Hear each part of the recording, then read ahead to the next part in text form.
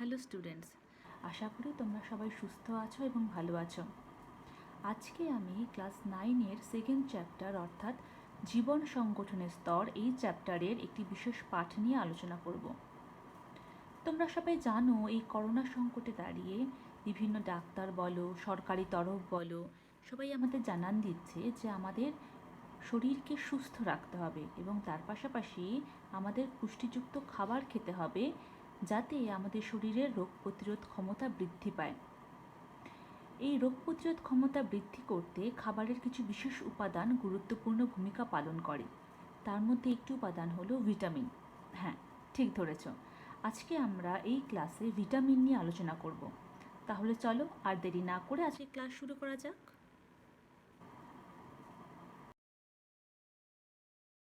আজকের ক্লাসে আমরা দেখব যে ভিটামিন কাকে বলে, এর নামকরণ কে করেছিল, এর কী কী বৈশিষ্ট্য রয়েছে এবং তাকে কটি ভাগে ভাগ করা যায় অর্থাৎ শ্রেণীবিভাগ, এবং শ্রেণী অনুসারে ভিটামিনের নাম, তাদের রাসায়নিক নাম, উৎস, মানবদেহে কাজ এবং অভাবজনিত বিভিন্ন রোগ সম্পর্কে আজকে আমরা জানব।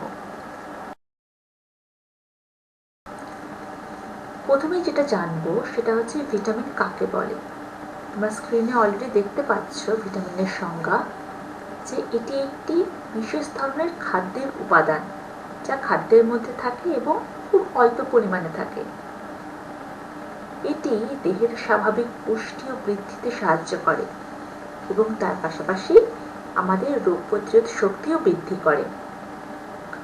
করোনা থেকে নিজেদেরকে বাঁচাতে বা সুস্থ রাখতে কিন্তু আমাদের নিজেদের শরীরের রোগ প্রতিরোধ ক্ষমতাও বাড়াতে হবে।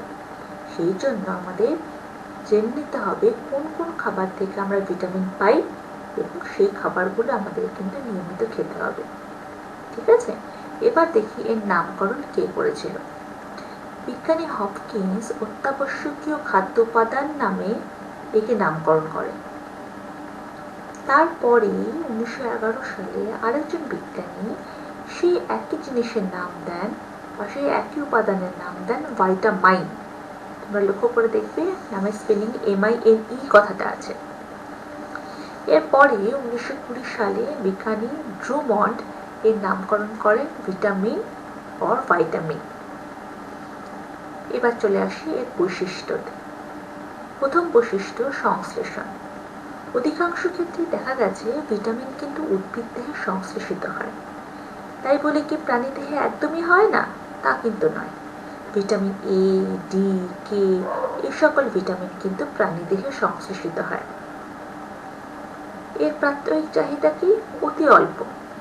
প্রতিদিন অল্প পরিমাণে আমাদের শরীরে তা প্রয়োজন হয়। এবার 3 নম্বর পয়েন্টে আসি, সেটা হলো সঞ্চয়। ভিটামিন কি খুব বেশি করে আমাদের শরীরে সঞ্চিত হয়? না, তা কিন্তু হয় না। তাই আমি যদি ভাবি যে আজকে আমি প্রচুর ভিটামিনযুক্ত খাবার খেলাম আর আমার 10-15 দিন বা 1 মাস না খেলেও চলবে, তা কিন্তু নয়। কারণ ভিটামিন আমাদের দেহে অনেক বা খুব বেশি পরিমাণে সঞ্চিত হয় না। পরের পয়েন্টে আসি দ্রবণীয়তা। দেখা গেছে কিছু কিছু ভিটামিন জলে দ্রবীভূত হয়, আবার কিছু কিছু ভিটামিন স্নেহ পদার্থ বা ফ্যাট দ্রাবকে দ্রবীভূত হয়। ভিটামিনে আর একটা বৈশিষ্ট্যও রয়েছে, সেটি হলো এই ভিটামিন সহ উৎসেচক রূপে কাজ করে। আর পরিশেষে বলি, অধিকাংশ ভিটামিন কিন্তু বিপাক ক্রিয়ায় নষ্ট হয়ে যায়। এই পাতায় তোমরা দেখতে পাচ্ছ ভিটামিনকে আমরা দুটি গ্রুপে বা দুটি ভাগে ভাগ করতে পারি। প্রথম ভাগটি রয়েছে স্নেহ পদার্থে বা ফ্যাট দ্রাবকে দ্রবণীয় ভিটামিন। সেগুলি কোনগুলো? সেগুলি হলো vitamin A, vitamin D, vitamin E এবং ভিটামিন K। এই চারটি তোমরা স্ক্রিনে দেখতে পাচ্ছ। তারপরে আরেকটা ভাগ হচ্ছে জলে দ্রবণীয় ভিটামিন, যে ভিটামিনগুলি জলে দ্রবীভূত হয়ে যায়। তার মধ্যে রয়েছে vitamin B complex, vitamin C and vitamin P। এইবার আসি ভিটামিন B কমপ্লেক্সে। এই ভিটামিনটি কিন্তু একটি ভিটামিন নয়, এটি অনেকগুলো ভিটামিনের সমন্বয়ে গঠিত। ওই জন্য নামকরণ করা হয়েছে ভিটামিন B কমপ্লেক্স। এর মধ্যে রয়েছে vitamin B1, B2, B3, B5, B6, B7, B9 এবং B12। এতক্ষণ আমরা স্ক্রিনে ভিটামিন সম্পর্কে বিভিন্ন তথ্য নিয়ে আলোচনা করছিলাম। এবার চলো একটু ব্রেক নেওয়া যাক। কীরকম ব্রেক? খাওয়ার ব্রেক। হ্যাঁ, ঠিক ধরেছ। এবার আমরা খেতে খেতে এই ভিটামিনগুলোর বিভিন্ন উৎস নিয়ে আলোচনা করব। প্রথমেই আসি স্নেহ পদার্থের দ্রবণীয় ভিটামিন সম্পর্কে। প্রথমেই যে ছবিটা আমি তোমাকে বা জিনিসটা তোমাকে আমি দেখাবো সেটা দেখো আগে। হ্যাঁ, গাজর। এই গাজর থেকে কিন্তু আমরা ভিটামিন এ পাই। এছাড়াও এখন আমের সিজন চলে এসছে, তো পাকা আম, পাকা পেঁপে থেকেও আমরা ভিটামিন এ পাচ্ছি। তার পাশাপাশি তোমার বিভিন্ন ধরনের সামুদ্রিক মাছের তেল থেকে, তারপরে দুধ, ডিমের কুসুম থেকেও আমরা ভিটামিন এ পাই। এরপরে আসি ভিটামিন ডি সম্পর্কে। ভিটামিন ডি এর উদ্ভিজ্জ উৎস কিন্তু কম, যেরকম বাঁধাকপি থেকে পাই, ভেজিটেবল অয়েল থেকে পাই। এছাড়া যে উৎস থেকে আমরা পাই সেটা আমার তো খুব একটা ভালো লাগতো না, জানি না তোমাদের কেমন লাগে, সেটা হলো দুধ থেকে। ঠিক, তো যারা দুধ ভালো বাঁচতে না বিশেষ উপায় নেই, এখন একটু অ্যাডজাস্ট করে খেয়ে নাও, কারণ এখান থেকে আমরা ভিটামিন ডি পাচ্ছি। এছাড়াও ভিটামিন ডি কিন্তু আমাদের ত্বকে সূর্যালোকের উপস্থিতিতে সংশ্লেষিত হয়। ঠিক আছে, এরপরে আসি ভিটামিন ই সম্পর্কে। ভিটামিন ই এর একটা সহজলভ্য উৎস হলো ছোলা। কীরকম ছোলা? অঙ্কুরিত ছোলা। এছাড়াও রয়েছে সয়াবিন, লেটুস শাক, এগুলো থেকেও পাই। তাছাড়া আমরা এই যে ডিম দেখতে পাচ্ছ, ডিমের কুসুম থেকে পাচ্ছি। ঠিক আছে, দুধ থেকে পাচ্ছি। তারপরে আসি ভিটামিন কে সম্পর্কে। ভিটামিন কে আমরা পাই টমেটো থেকে। ঠিক আছে, এছাড়া লেটুস শাক, তারপরে তোমার পালং শাক থেকেও পাই, বা মাছ থেকে পাচ্ছি। এগুলো হয়ে গেল স্নেহ পদার্থে দ্রবণীয় ভিটামিনের কিছু সহজলভ্য উৎস। এরপরে আসি জলে দ্রবণীয় ভিটামিন সম্পর্কে। জলে দ্রবণীয় ভিটামিনের মধ্যে একটি বলেছিলাম আমি, ভিটামিন সি। ভিটামিন সি আমরা পাই এই যে লেবু থেকে।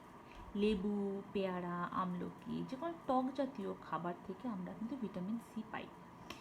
এরপরে যে ভিটামিনগুলো রয়েছে, ভিটামিন বি কমপ্লেক্সের মধ্যে তার ভেতরে যেগুলো পড়ে, তাই সেগুলো উৎসের মধ্যে আমি কয়েকটা দেখাই, যেটা হচ্ছে ধরো ক্যাপসিকাম রয়েছে, তারপরে কাঁচা লঙ্কা রয়েছে, দানা শস্য আছে, সবুজ শাকসবজি রয়েছে, মাংস রয়েছে। ঠিক আছে, তো এই সমস্ত উৎস থেকে আমরা ভিটামিন বি কমপ্লেক্সের ভেতরের বিভিন্ন ভিটামিনগুলো, ভিটামিন 1, 1, 2, 7, যেগুলো রয়েছে সমস্ত কিছু আমরা সেখান থেকে পেয়ে যাই। বুঝলো? তো এতক্ষণ হয়ে গেল খাওয়া দাওয়া। এবার চলো আমরা জানি এই সমস্ত খাবার থেকে যে আমরা ভিটামিনগুলো পেলাম সেগুলোর কাজ কি আমাদের শরীরে, এবং সেগুলোর অভাব ঘটলে আমাদের শরীরে কি কি রোগ হতে পারে। এর আগের ভিডিওটাতে আমি বিভিন্ন ভিটামিনের উৎসকে দেখালাম তোমাদের সামনে, তাই তো উৎসগুলো তোমাদের সামনে তুলে ধরলাম। এবার দেখব স্নেহ পদার্থের দ্রবণীয় ভিটামিনের রাসায়নিক নাম, মানবদেহের কাজ এবং তার অভাবজনিত কী রোগ আমাদের শরীরে হয় সেগুলো সম্পর্কে। স্নেহ পদার্থের দ্রবণীয় ভিটামিনের মধ্যে প্রথমটি আসছে ভিটামিন এ, যার রাসায়নিক নাম রেটিনল। এটি আমাদের শরীরে কি কাজ করে? প্রথমত এটা আমাদের বৃদ্ধিতে সাহায্য করে। 2, এটা কি কাজ করে? রেটিনার রড কোষ গঠনে সাহায্য করে। অর্থাৎ আমাদের চোখে একটি অংশ রয়েছে রেটিনা বলে, তাতে আমরা একটা বিশেষ ধরনের কোষ দেখতে পাই, তার নাম রড কোষ। সেই কোষ গঠনে সহায়তা করে। আর কি করছে? আমাদের রোগ সংক্রমণ প্রতিরোধ করে। ঠিক আছে, এবার দেখি এর অভাব ঘটলে আমাদের কি রোগ হয়। প্রথমে যেটা হয় সেটাকে আমরা বলি জেরপ্থ্যালমিয়া, অর্থাৎ চোখের রেটিনার স্তর নষ্ট হয়ে যায়। এই ভিটামিনের অভাব ঘটলে এটি হতে পারে। 2, আর কি হতে পারে? রাত কানা। এই টার্মটা আমরা অনেকেই শুনেছি আজ অব্দি। হয়তো আমরা কথায় কথায় বলি, এই দেখতে পাস না, কানা নাকি? হ্যাঁ, কানা অর্থাৎ চোখে দেখতে পায় না। তাহলে রাত কানা কথার অর্থ কি? রাত্রিবেলা দেখতে পায় না। শুধু কি তাই? শুধু তাই নয়, রাত মানে শুধু রাত্রে দেখতে পায় না তা নয়, এরা কম আলোকে, মানে যেহেতু সূর্য ডোবার পর আলোটা কমে যায়, সেই কম আলোকে এরা দেখতে পায় না, ওই জন্যই নাম দেওয়া হয়েছে রাত কানা। তো এই ভিটামিনের অভাব ঘটলে সেই রাত কানা বা নিকটালোপিয়া রোগটি হয়। আর কি হচ্ছে টোড স্কিন বা ফ্রিনোডার্মা, স্কিনটা টোড বা ব্যাঙের মতো হয়ে যায়, জন্য এটাকে বলা হয় টোড স্কিন। আর একটা কি হয় কেরাটোম্যালেশিয়া, অর্থাৎ চোখের কর্নিয়ার স্তর বিনষ্ট হয়ে যায়। এরপরে আসি পরের ভিটামিন, ভিটামিন ডি কে নিয়ে। ভিটামিন ডি এর রাসায়নিক নাম ক্যালসিফেরল। এটি কি কাজ করছে? ক্যালসিয়াম ও ফসফরাস শোষণে সহায়তা করে। আর কি করে? অস্থি ও দাঁত গঠন করে এবং আমাদের শরীরে রোগ প্রতিরোধ ক্ষমতা গড়ে তোলে। এর অভাব ঘটলে কি হয়? রিকেট। রিকেট রোগটা মেইনলি আমরা দেখতে পারি শিশুদের মধ্যে। কি হয়? শিশুদের হাড় বেঁকে যায় এবং ভঙ্গুর হয়ে যায়, সহজেই ভেঙে যায়। আর বড়দের ক্ষেত্রে পরিণত বয়সে এই হাড় যে ভেঙে যায়, হালকা হয়ে যায়, সেটাকে বলি আমরা অস্টিওম্যালেশিয়া। এর পরের ভিটামিন হলো ভিটামিন ই, যার রাসায়নিক নাম টোকোফেরল। এর কাজ কি? জারণ প্রতিরোধক হিসেবে কাজ করে, যেটাকে আমরা বলি ইংলিশে ভালো টার্ম অ্যান্টিঅক্সিডেন্ট রূপে কাজ করে। আর কি করে? বন্ধ্যাত্ব প্রতিরোধ করে। তার পাশাপাশি মাতৃস্তনে দুগ্ধক্ষরণেও সাহায্য করে। এর অভাব ঘটলে কি হয়? বন্ধ্যাত্ব হয়, ঠিক আছে। আর একটা কি হয়? অ্যাটাক্সিয়া হয়। এর পরের ভিটামিনে আসি ভিটামিন কে, যার রাসায়নিক নাম ফাইলোকুইনোন। উৎস তো আমি আগেই বলে দিয়েছি। এবার দেখি এর কাজ কি। এটি প্রোথ্রম্বিন নামে রক্তের এক ধরনের প্রোটিন সংশ্লেষ করে। আর কি করে? পিত্তক্ষরণে সহায়তা করে। এর অভাব ঘটলে কি হবে? রক্ততঞ্চনে ব্যাহত হবে, অর্থাৎ ধরো তোমার শরীরে কোনো অংশ ক্ষত পেয়েছে বা আঘাত পেয়েছো, রক্ত বেরোচ্ছে, সেটা সহজে তঞ্চিত বা জমাট বাঁধবে না। আর একটা কি হবে? পিত্তক্ষরণে ব্যাঘাত ঘটবে। স্নেহ পদার্থের দ্রবণীয় কিছু ভিটামিনের অভাব ঘটলে আমাদের শরীরে কি কি রোগ বা উপসর্গ হয়। এখন যে ছবিটি দেখলে বা এখন যেটা দেখছো, সেটিকে বলা হয় জেরপ্থ্যালমিয়া, অর্থাৎ চোখের রেটিনা স্তর বিনষ্ট হয়ে যায়। এটাকে বলা হয় টোড স্কিন বা ফ্রিনোডার্মা। দেহত্বক শুষ্ক খসখসে হয়ে ব্যাঙের ত্বকের মতো হয়ে যায়। এটিও ঠিক তাই।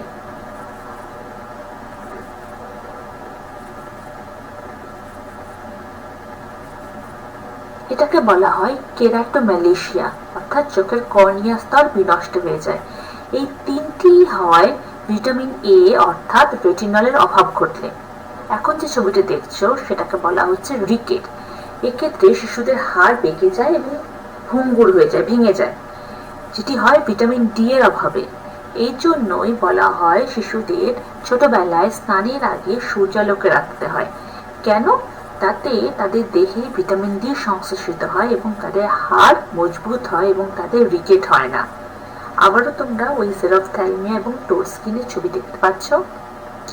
তাহলে এতক্ষণ দেখলে যে ভিটামিন এ এবং ডি এর অভাবে আমাদের শরীরে যে সমস্ত রোগ ও উপসর্গ হয় তার কিছু ছবি। এখন আলোচনা করব জলে দ্রবণীয় কিছু ভিটামিনের নাম, রাসায়নিক নাম, উৎস এবং মানবদেহে তাদের ভূমিকা নিয়ে।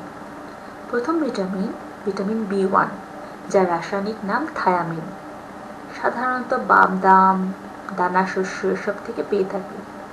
এর কাজ হলো বিপাকীয় উৎসেচকের অংশরূপে কাজ করে। এর অভাব ঘটলে শরীরে বেরি নামে এক ধরনের রোগ হয়। পরের ভিটামিন, ভিটামিন বি2, যার রাসায়নিক নাম রাইবোফ্ল্যাভিন, যার উৎস হলো সবুজ শাকসবজি। এর কাজ হলো আমাদের ত্বক, দৃষ্টিশক্তি এগুলোকে ঠিকঠাক মতো বজায় রাখা। এর অভাব ঘটলে চিলোসিস, গ্লসাইটিস এবং ডার্মাটাইটিস বলে রোগ হয়। পরের ভিটামিন হলো ভিটামিন বি3, যার রাসায়নিক নাম নিয়াসিন বা পিপি ফ্যাক্টর, পেলেগ্রা প্রিভেন্টিং ফ্যাক্টর। এটি সাধারণত মাংস, মাশরুম এসব খাবার থেকে পেয়ে থাকি। এটিও বিপাকীয় উৎসেচকের অংশরূপে কাজ করে। আর এর অভাব ঘটলে শরীরে পেলেগ্রা বলে এক ধরনের বিরল রোগ দেখা দেয়। পরের ভিটামিন হলো বি5, প্যান্টোথেনিক অ্যাসিড, যার রাসায়নিক নাম। এটি আমরা পেয়ে থাকি মাংস, মাশরুম, ব্রকোলি এসব থেকে। এটি বিপাকীয় উৎসেচকের অংশরূপে কাজ করে। আর এর অভাব ঘটলে শরীরে কি হয়, ক্লান্তি দেখা দেয়, নিদ্রাহীনতা, এসব উপসর্গ দেখা দেয়। পরের ভিটামিন ভিটামিন B6, যার রাসায়নিক নাম পাইরিডক্সিন, মাংস, সবজি এসব থেকে পেয়ে থাকি। এটিও বিপাকীয় উৎসেচকের অংশরূপে কাজ করে। আর এর অভাব ঘটলে ডার্মাটাইটিস বলে এক ধরনের রোগ দেখা দেয়। পরের ভিটামিন B9, যার রাসায়নিক নাম ফোলিক অ্যাসিড। এই ফোলিক অ্যাসিড আমরা পেয়ে থাকি দানাশস্য, সবুজ সবজি, চাল এসব থেকে। এর একটা গুরুত্বপূর্ণ কাজ হলো এটা আরবিসি গঠনে সাহায্য করে। আরবিসি, রেড ব্লাড সেল, অর্থাৎ লোহিত রক্তকণিকা গঠন এবং তার কাজ নিয়ন্ত্রণ করে। তার পাশাপাশি প্রোটিন বিপাকেও সাহায্য করে। আর এর অভাব ঘটলে মেগালোপ্লাস্টিক অ্যানিমিয়া বলে এক ধরনের অ্যানিমিয়া আমাদের শরীরে দেখা দেয়। পরের ভিটামিন হলো B7, যার রাসায়নিক নাম বায়োটিন বা ভিটামিন H। লাল মাংস অর্থাৎ রেড মিট, ডিম, বাদাম এসব থেকে পেয়ে থাকি। এর কাজ হলো শর্করা, ফ্যাট, প্রোটিন জাতীয় খাদ্যের বিপাকে সাহায্য করা। আর এর অভাব ঘটলে কি হয়, চুল পড়ে যায়। পরের ভিটামিন B12, যার রাসায়নিক নাম সায়ানোকোবালামিন, ডিম, মাছ এসব থেকে পেয়ে থাকি। এটি আমাদের দেহের সামগ্রিক বৃদ্ধিতে সাহায্য করে, আরবিসি গঠনে সাহায্য করে, স্নায়ুতন্ত্রের সুস্থতা বজায় রাখতে সাহায্য করে। আর এর অভাব ঘটলে পার্নিশিয়াস অ্যানিমিয়া বলে এক ধরনের অ্যানিমিয়া বা রক্তাল্পতা দেখা দেয়। এখনো অবধি যে কটা ভিটামিনের নাম বললাম, এই সবগুলোকে একসাথে বলা হয় ভিটামিন বি কমপ্লেক্স। এর পরের ভিটামিন হলো ভিটামিন সি, যার রাসায়নিক নাম অ্যাসকর্বিক অ্যাসিড। লেবু, লঙ্কা, পেয়ারা, আমলকি, সাধারণত টক জাতীয় খাবার থেকে আমরা এটি পেয়ে থাকি।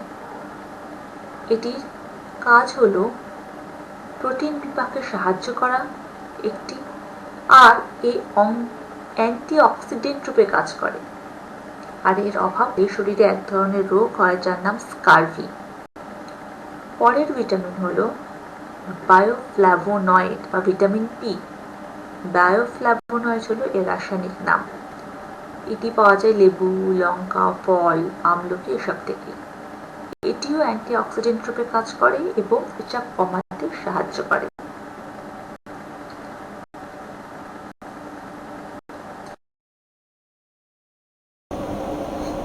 চলো এখন দেখে নেওয়া যাক বিভিন্ন ভিটামিনের অভাবে কী কী রোগ আমাদের হচ্ছে তার কিছু ছবি। এখন যেটা দেখতে পাচ্ছিলে, যেটা দেখলে এখন যেটা দেখছো সেটা হচ্ছে ভিটামিন B1 এর অভাবে ঘটছে, যার নাম বেরিবেরি। এখন যেটা দেখতে পাচ্ছ সেটা হচ্ছে চিলোসিস, যা ঠোঁটে ঘা হওয়া, এবং ভিটামিন B2 বা রাইবোফ্লাভিনের অভাবে এটা ঘটছে। এটিও ঠিক তাই। এখন দেখতে পাচ্ছ গ্লসাইটিস অর্থাৎ জিভে ঘা হওয়া, সেটাও ভিটামিন B2 এর অভাবে ঘটছে। এটাকে বলছি আমরা ডার্মাটাইটিস, যা ভিটামিন B2 এবং ভিটামিন B6 এর অভাবে ঘটে। এই ছবিটি দেখতে পাচ্ছ, এটা হচ্ছে পেলেগ্রা, যেটা ভিটামিন B3 এর অভাবে ঘটছে। এটি রয়েছে অ্যালোপেশিয়া, এটাকে বলছি আমরা অ্যালোপেশিয়া, যা ভিটামিন B7 এর অভাবে ঘটছে, যেখানে আমাদের চুল পড়ে যায়।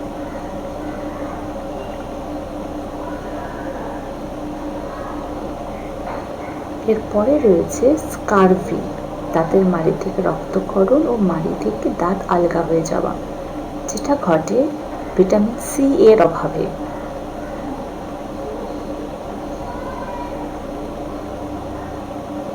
আবারও দেখতে পাচ্ছ এটি বেরিবেরির লক্ষণ, যেটা ভিটামিন B1 এর অভাবে ঘটছে, যাতে স্নায়ুতন্ত্র ক্ষতিগ্রস্ত হয়ে যায় এবং পেশি আমাদের দুর্বল হয়ে যায়।